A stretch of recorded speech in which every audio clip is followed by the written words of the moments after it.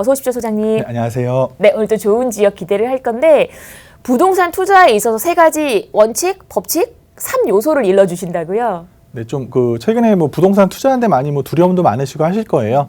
근데 이런 좀 요소를 살펴보시면서 좀 투자에 많이 접근해 보는 그런 시간 한번 가져볼까 합니다.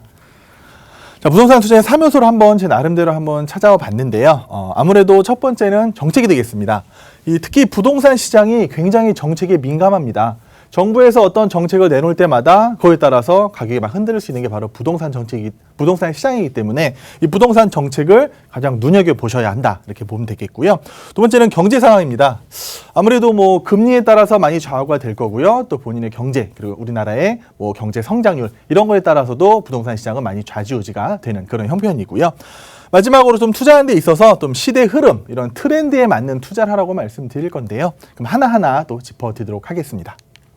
자, 첫 번째 정책에 대해서 한번 말씀을 드려볼까 합니다. 아무래도 이 부동산 시장이 정말 부동산 가격이 가파르게 상승을 많이 했습니다. 그러다 보니까 현 정부가 들어오면서 정말 각종 규제를 막 쏟아내고 있습니다. 한마디로 말하면 지금 부동산 시장은 이 정부의 규제 시장이다. 이렇게 보는 게 맞을 것 같은데요. 먼저 세금이죠. 그러니까 처음 부동산 정책 발표했을 때 양도세죠. 양도소득세를 더 낼 수 있는 그런 먼저 세금 정책이 나왔고요. 또 종합부동산세, 종부세까지도 더 많이 낼 수 있는 그런 세금에 따라서 규제를 하는 그게 가장 첫 번째 원칙이었고요. 또 두 번째는 이제 청약입니다. 그러니까 아파트의 청약, 무분별한 청약으로 인해서 분양권을 사고 팔고 이러다 보니까 신규 아파트의 가격이 정말 폭등을 하였었거든요. 그러다 보니까 정부에서도 청약 조건을 좀 강화를 하는 거죠. 그래서 한 번 당첨이 되면 5년간 재당첨 금지라든지 이런 식으로 청약 자격을 좀 조절하면서 청약에 대한 규제까지 들어왔고요. 그다음에 대출입니다. LTV, DTI 이런 거 다 강화를 했잖아요. 그러다 보니까 내가 집을 사려고 하더라도 대출이 예전만큼 많이 나오지가 않아요. 많이 나와봐야 한 40%이 정도밖에 안 나오기 때문에 집을 사거나 또 아파트 분양을 받거나 어쨌든 자기 자본이 많이 들어가는 그런 시기입니다. 이렇게 해서 대출까지 또 규제를 하고 있고요. 또 정비사업입니다. 그러니까 이 재건축 재개발 하는 데 있어서요. 이 재건축 초과 이익 환수제가 먼저 들어왔고요. 또 최근에는 분양가 상한제에 대한 말이 굉장히 많습니다. 그러니까 분양가 상한제를 하다 보니까 아무래도 신규로 공급하는 데 있어서 건설사라든지 이 사업 주체들이 굉장히 부담을 많이 안고 있거든요. 그러니까 분양가 상한제가 들어오면서 말 그대로 로또 아파트라는 말이 많이 나오고 있잖아요. 그러니까 현금 있는 사람들은 쉽게 줄 수 있는데 정말 내 집 마련을 하려는 사람들은 오히려 더 힘들어진 게 아닌가 이런 시장까지 있습니다. 그러니까 이렇게 전방이죠. 그러니까 모든 부동산 시장을 다 규제를 하고 있다고 생각하시면 될 것 같아요. 그간 이 부동산 가격이 워낙 많이 상승을 했기 때문에 정부에서도 규제하는 게 당연하다고 생각하는데 좀 어느 정도 내 집을 구하는 데 있어서 이런 규제를 좀 풀어줄 필요는 있지 않을까 이런 생각이 됩니다. 그러다 보니까 거래량이 급감할 수밖에 없겠죠.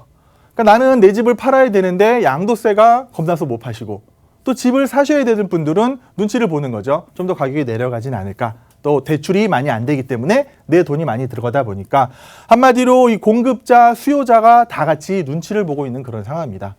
거기다가 정비사업, 그러니까 신규 공급을 좀 제한하는 거거든요. 그러니까 이 신규 공급이 제한되다 보니까 이 최근에 신규로 공급했던 아파트들만 가격이 상승하는 또 그런 또 시장에 약간 좀 어긋난 그런 현상까지 보이고 있는 게 사실입니다. 자, 두 번째 경제 상황입니다.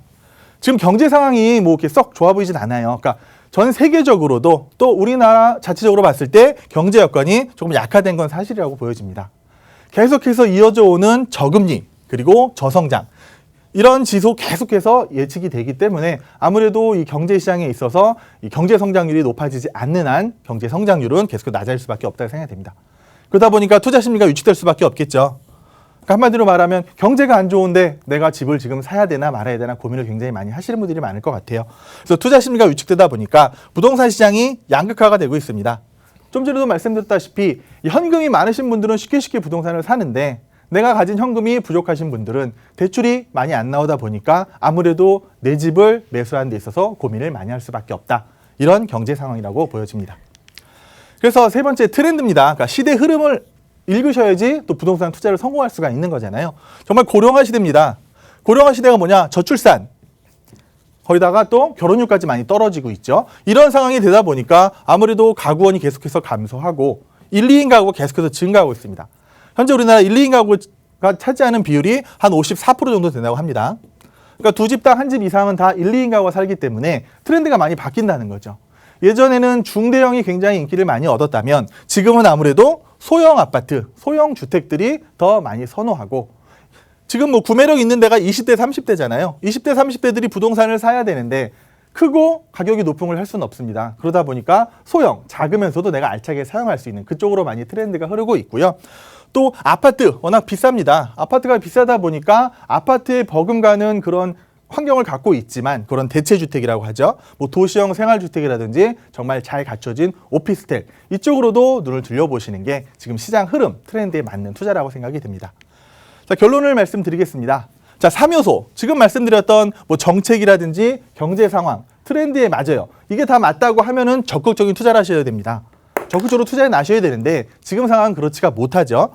좀 부정적인 게 많아요. 일단 규제가 들어왔죠. 이 정책에 있어서 규제가 들어오고 있고, 또 경제 성장도 약화 일로를 걷다 보니까 아무래도 보수적 투자를 하시는 게 맞다고 생각이 됩니다.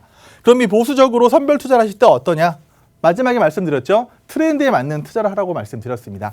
그래서 좀 트렌드에 맞게 이 소형 주택이라든지요, 아니면은 최근에 새로 지어지는 신축, 이런 부동산에 투자를 하신다고 하면요, 뭐 어려운 시기는 합니다. 하지만 그래도 투자에 성공할 길은 열려 있다, 이렇게 말씀을 드리겠습니다.